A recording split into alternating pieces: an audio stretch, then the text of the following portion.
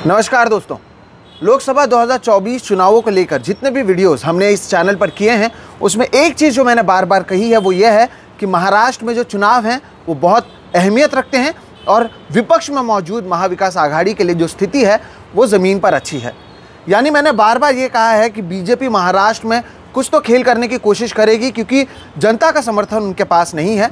जो समर्थन है वो शिवसेना उद्धव ठाकरे, कांग्रेस और साथ ही साथ शरद पवार की एनसीपी के पास है। लेकिन अब जब मैं मंगलवार और बुधवार को जो चीज़ें हुई हैं उसकी बात करूं तो लगता है कि ये सारी चीज़ें कहने के समय मुझे आपसे एक कंडीशन अप्लाई, नियम और शर्तें लागू, ये भी कहना चाहिए था। ये मैं क्यों कह रहा हूं, आज इसी पर चर्चा करेंगे कि किस तरह से आपसी लड़ाई से महाराष्ट्र में क्या भारतीय जनता पार्टी को फ़ायदा हो सकता है। नमस्कार दोस्तों, मेरा नाम है सोहित मिश्रा और आप सभी का एक नए वीडियो में फिर से बहुत बहुत स्वागत है। दोस्तों, जैसे कि मैंने कहा कि पिछले 2 दिन मंगलवार और बुधवार इसने महाराष्ट्र में विपक्षी पार्टियों के लिए बहुत सारी परेशानियां शुरू कर दी हैं। इसे हम 2 भाग में डिवाइड करते हैं।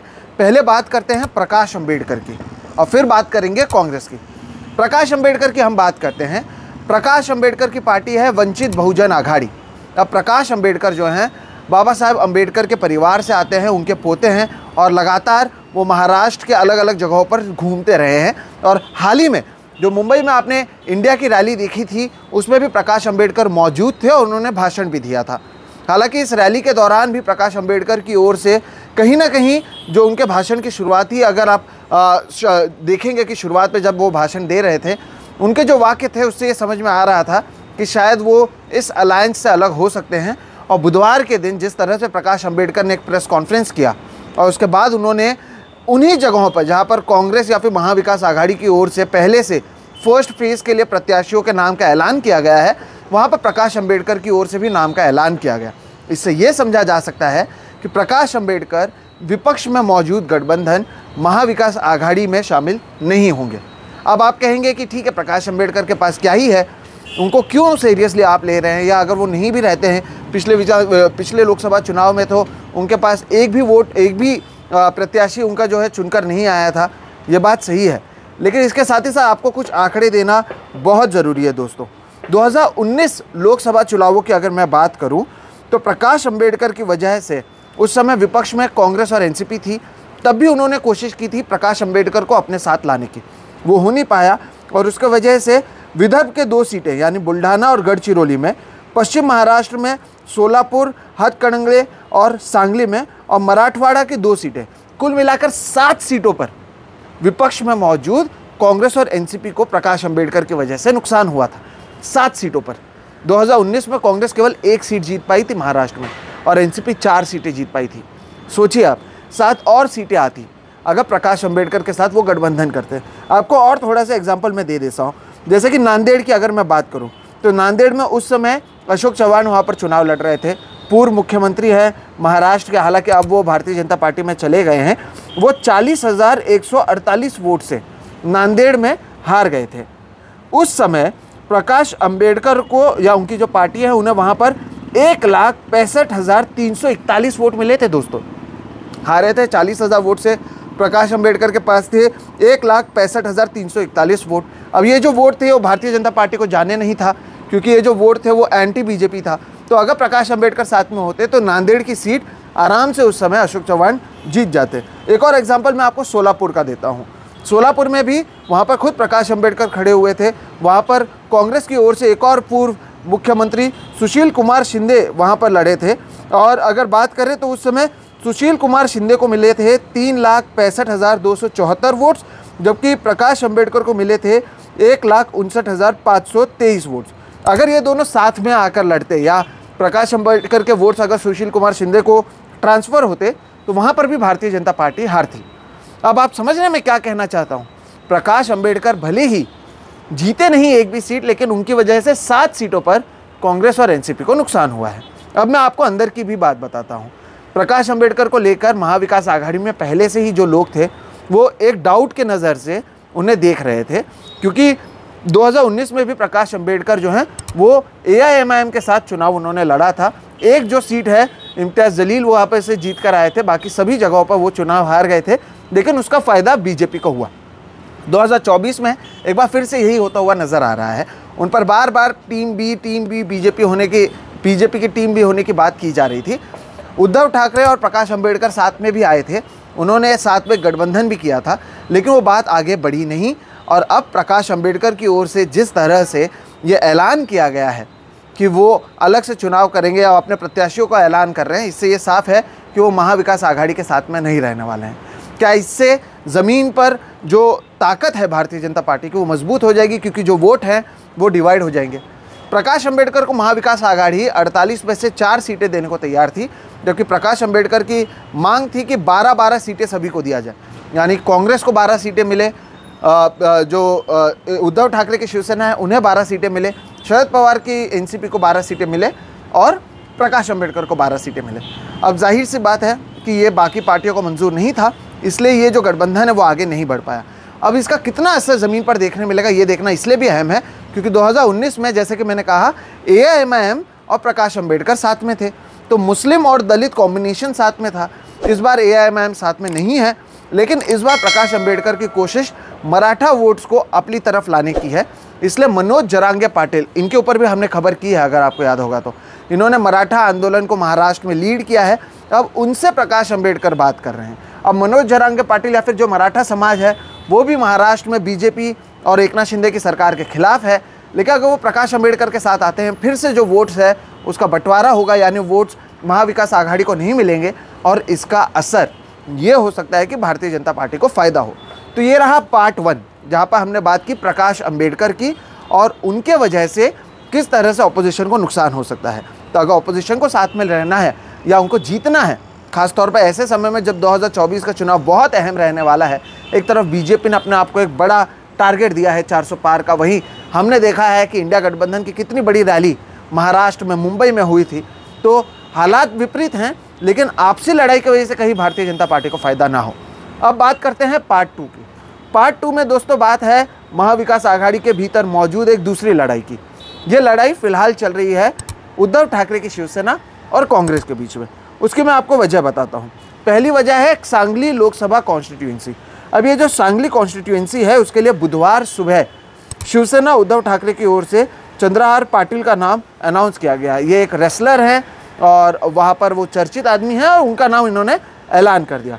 कांग्रेस इसलिए नाराज़ है क्योंकि कांग्रेस चाह रही थी विशाल पाटिल, जो वसंत दादा पाटिल के पोते हैं, एक बड़े नेता थे महाराष्ट्र के वसंत दादा पाटिल, उनके पोते हैं, उन्हें वो यहाँ से चुनाव लड़ाना चाहती थी। और उनका बार बार कहना है कि जो सांगली कॉन्स्टिट्यूएंसी है वो कांग्रेस की रही है। 2014 तक हमेशा कांग्रेस के ही प्रत्याशी वहाँ से जीत कर आता था। 2014 के बाद हालात बदले हैं, तो ये सीट हमारी है। ये बातचीत चल रही थी और इसके बीच में उद्धव ठाकरे की शिवसेना की ओर से क्योंकि नाम का ऐलान कर दिया गया है तो कांग्रेस के नेता नाराज़ हैं। अब तो बात ये चल रही है दोस्तों, जब मैं आप ये रिकॉर्ड कर रहा हूँ, कुछ नेता दिल्ली गए हुए हैं हाईकमांड से बात करने के लिए, और ये हो सकता है कि उस सीट पर कांग्रेस भी अपने प्रत्याशी को उतारे। अब आप सोचिए, कांग्रेस अपने प्रत्याशी को उतारेगा, शिवसेना उद्धव ठाकरे की ओर से एक प्रत्याशी होंगे, वोटों का बंटवारा होगा, भारतीय जनता पार्टी ने अपने प्रत्याशी को उतारा है, फ़ायदा किसे होगा आप सोचिएगा। ये केवल एक सीट नहीं है, मैं आपको दूसरा भी और इसकी वजह मैं बताता हूँ। कांग्रेस का कहना है दोस्तों सांगली को लेकर कि ये उनकी सीट है। अब शिवसेना का कहना है कि जो कोल्हापुर की सीट है वहाँ से शाहू महाराज, ये छत्रपति शिवाजी महाराज के जो वंशज है उसमें से आते हैं, उन्हें कांग्रेस ने टिकट दिया है। अब उद्धव ठाकरे की शिवसेना का कहना है कि वो तो सीट हमारी थी, हमने आपको दे दिया, तो ये जो आपकी सीट है वो हम ले लेंगे। अब इन पर बातचीत ना होते हुए जिस तरह से प्रत्याशी का ऐलान किया गया है उससे कांग्रेस नाराज़ है, और ये एक सीट ऐसी है जहाँ पर हो सकता है कि आप देखेंगे महाविकास आघाड़ी साथ में न लड़े। दूसरी ऐसी एक सीट मैं आपको बता दूं, मुंबई दक्षिण मध्य की है, मुंबई साउथ सेंट्रल की। वहाँ से शिवसेना की ओर से अनिल देसाई को फील्ड किया गया है, उनका भी नाम का ऐलान किया गया है। अब इसी सीट से कांग्रेस वर्षा गायकवाड़, जो मुंबई कांग्रेस के प्रेसिडेंट भी हैं और धारावी से आती हैं, वो वहाँ की विधायक है। आपने देखा होगा राहुल गांधी भी बार बार धारावी का जिक्र इंडिया की रैली में भी कर रहे थे। धारावी में उनकी जो सभा हुई थी वो भी विशाल हुई थी। उनकी कोशिश थी कि यहाँ से वर्षा गायकवाड़ चुनाव लड़े, उनके लिए माहौल है, अदानी का मुद्दा बड़ा है। लेकिन शिवसेना क्योंकि उनकी विनिंग सीट रही है 2019 में, इसलिए उन्होंने वहाँ से अनिल देसाई को मैदान में उतारा है। अब इससे क्या वापस से एक नुकसान देखने मिलेगा? क्या कांग्रेस के नेता नाराज़ होंगे और क्या इसका फ़ायदा एक बार फिर से भारतीय जनता पार्टी को होगा क्या, ये भी देखना अहम है। एक तीसरी सीट है मुंबई नॉर्थ वेस्ट सीट। अब यहाँ से शिवसेना उद्धव ठाकरे की ओर से अमोल कीर्तिकर, इन्हें टिकट दी गई है। और जब ये टिकट दी गई उसके बाद ही अमोल कीर्तिकर को ईडी की एक नोटिस भी आ गई है, वो चुनाव यहाँ पर लड़ने वाले हैं। अब यहाँ पर संजय निरुपम जो 2019 में उन्होंने चुनाव लड़ा था कांग्रेस से, वो नाराज़ चल रहे हैं। उनकी मांग थी कि एक बार फिर से उन्हें टिकट दिया जाना चाहिए। वो तो उद्धव ठाकरे की शिवसेना को बच्ची कुची शिवसेना कह रहे हैं, ये ऑन एयर कह रहे हैं, ऑन रिकॉर्ड कह रहे हैं। कभी बच्ची कुची शिवसेना कहते हैं, कभी अमोल कीर्तिकर को कहते हैं कि खिचड़ी घोटाले के वो आरोपी है, उनके ऊपर मामला चल रहा है, कैसे उन्हें टिकट दिया जा सकता है। फिर से आपस में लड़ाई। अब संजय निरुपम की वजह से क्या हो सकता है कि वहाँ के जो उत्तर भारतीय वोट्स हैं वो डिवाइड हो जाएं और फिर से फ़ायदा किसे हो? भारतीय जनता पार्टी को। और भिवंडी भी एक ऐसी सीट है जहाँ पर आप देखेंगे कि महाविकास आघाड़ी के जो गठबंधन है उसके बीच में कहीं ना कहीं मनमुटाव चल रहा है, हालांकि वहाँ पर प्रत्याशी का ऐलान नहीं किया गया है। तो ये रहा पार्ट 2। अब आप सोचिए, एक तरफ बड़ी बड़ी बातें, लड़ाई किसके खिलाफ की जा रही है? उस पार्टी के खिलाफ जिसने जो स्थानीय पार्टियां हैं एनसीपी और शिवसेना, उन्हें तोड़ दिया है, कांग्रेस के अकाउंट को फ्रीज कर दिया है। तो उनसे कलेक्टिवली लड़ने के बजाय हम यहाँ पर ये देखते हैं कि इनके जो नेता हैं ये आपस में लड़ रहे हैं। अब सांगली की अगर बात करें तो उनकी मांग सही है कि हमारी सीट है, ये हमें मिलनी चाहिए। शिवसेना यूबीटी की मांग है कि भाई आपको कोल्हापुर दे दिया तो आपको सांगली कैसे दें। आपसी लड़ाई में कहीं तीसरे को फ़ायदा ना हो जाए, मामला यहीं पर आकर अटकता है दोस्तों। प्रकाश अंबेडकर, खैर मैं आपको आज ये भी कह दूं, ऑफ रिकॉर्ड तो महाविकास आघाड़ी के नेता पहले से कह रहे थे कि हम उन्हें बैठक में बुला रहे हैं, लेकिन हमें ज़्यादा भरोसा नहीं है। तो हो सकता है कि वो जो 2-3% वोट है उसका असर देखने मिले, लेकिन बाकी आप आपस में जो लड़ रहे हैं उसका भी तो असर देखने मिलेगा। पहले बात तो यहाँ पर ये करनी चाहिए, जो हम देखते हैं भारतीय जनता पार्टी में जो डिसिप्लिन होता है, उनके आपस में कितने भी मनमुटाव क्यों ना हो, वो कैमरा पर नहीं आते हैं, मुझ जैसे पत्रकार तक नहीं पहुँचते हैं जिसके ज़रिए मैं आपसे बात करूँ। अब यहाँ पर ये जो नेता हैं ये कैमरा पर आकर एक दूसरे से बातचीत कर रहे हैं, एक दूसरे के खिलाफ बोल रहे हैं। अब आप बताइए, अगर संजय निरुपम शिवसेना को बच्ची कुची शिवसेना कहते हैं, तो कल अगर संजय निरुपम को ये टिकट दी भी जाए तो क्या उद्धव ठाकरे की शिवसेना उनके लिए यहाँ पर कैंपेनिंग करेंगे? नहीं करेंगे। तो इसी तरह के हालात सभी जगह पर हैं। और वापस कह दूं, 48 लोकसभा सीटें हैं और जो सत्ता में मौजूद लोग हैं वो कॉन्फिडेंट नहीं हैं।